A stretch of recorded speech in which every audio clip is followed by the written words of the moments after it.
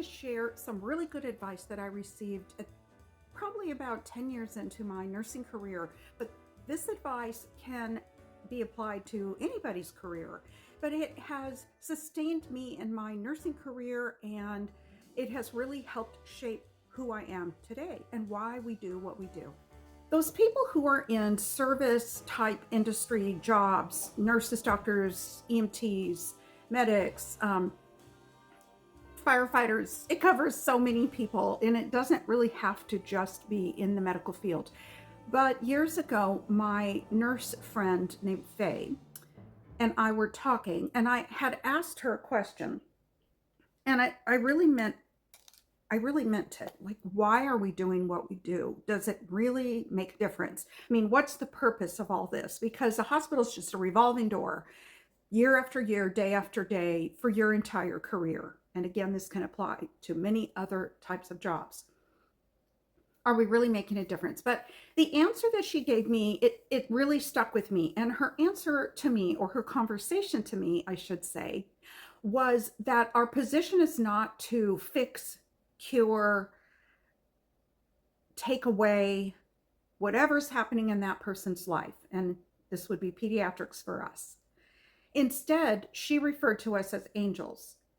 Angels that are coming into people's lives at the most traumatic time in their lives. And we are put on this earth to help get them through it. We are angels guiding them, and we are here to make their life better, just even for a day, an hour, certain words that we use, whatever it is, we are here to make them feel better. And we are guiding angels. And we come and we go. And kind of like what I mentioned in the book, I did a book review and talked about the book written by Dr. Kalanithi, When Breath Becomes Air. It's more so about no questions, because it is what it is, and here we are. The second person, who happened to be a pediatric oncology nurse, she worked in the peds infusion department, and she did not have children of her own, but she absolutely made them feel so good. These kids and these parents came in to get their infusion or get their labs drawn and saw her. Again, this is the worst time of their life, but yet how is it that she remained such a constant in their life of happiness, that she had joy all the time, and therefore they had joy all the time? Instead of feeling so bad and gloomy and unwell, she brought so much to them that just changed their outlook. So I asked her, how do you do this? What's going on? I remember it distinctly, and I believe my words to her was something about, how do you remain so happy and full of joy, and you mean it in every part of you, and then therefore you give it to them. And she said it all had to do with hope. That her job, again, is not to fix it, it's not to take it away, but to be the person of hope. Where Faye up on the floor talked about we're being angels coming into their life, and this other nurse said we're the hope bringing that into their lives. Now, whether it all got to her privately, I'm sure that it did, but it wasn't fake, and it was absolute happiness and hopefulness that she gave to them and that they accepted. She said, I feel hopeful, and I'm going to never give up on them. And I will always offer them something. And the oncologist, the peds oncologist that we worked with, really had that philosophy too.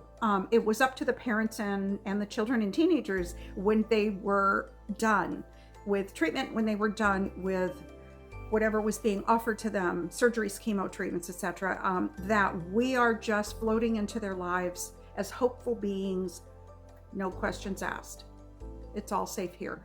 Okay, so we have that we are angels coming into their lives for a brief bit of time or a longer bit of time, and that we are hopeful humans in their lives offering just hope. And we're not there to take anything away. We're just there to come in and be a hopeful presence. And lastly, before I give you my other bit of advice from me, but this other bit of advice comes from all over, and that is to protect your license, because you want to be the helpful team player hero. And we've heard it all of our careers from day one. Are you a team player?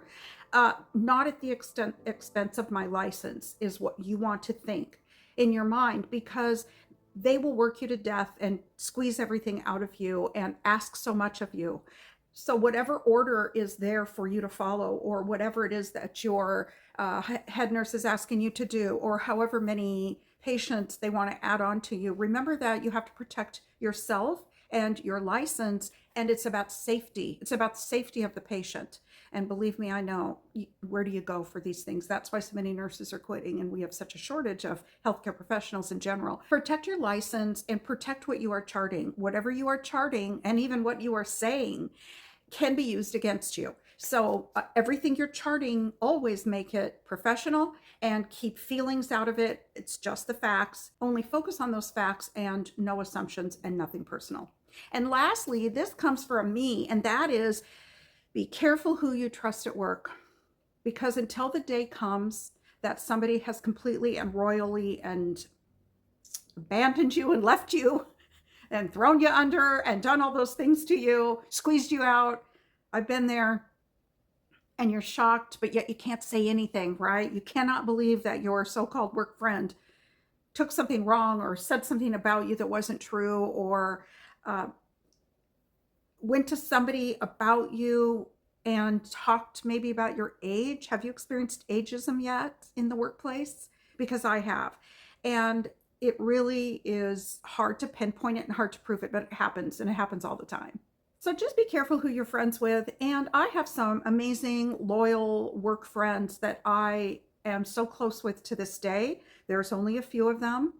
Protect yourself again, because who you might think is a friend of yours really might not be. I'm not saying go to work and make it all business, but always make sure, if you're a healthcare professional, that your focus is on the patient. It isn't on who likes me and how can I work harder to prove myself. It's on the patient, and it's patient focused, patient centered, patient safety. At the cost maybe of a friend, it's okay, because you're there for somebody else. Well, I hope that these things were helpful, especially the first two that I mentioned to you, by nurses with a lot of experience who helped guide me as to why am I even doing this to a child that's dying of a brain tumor. Not really why am I doing this, but am I impacting? Do I have an impactful presence? And the answer is yes, as it's pointed out from them that whether you believe in that concept of angels, I'm not talking literally, but you know what I'm saying. We are in their lives and out of their lives at the most critical and bleakest time of their life. And that is actually a gift. That is a gift. That is an honor. That is a privilege. And that's what being a nurse is all about. And when you are impacting somebody else's life in such an amazing way, then you are benefiting and giving. And that's what your career is. You're a nurse, or you're a healthcare provider. If you like topics about medicine, facts about medicine, fun blogs too, please consider subscribing, and I will talk with you tomorrow at the next Vlogmas.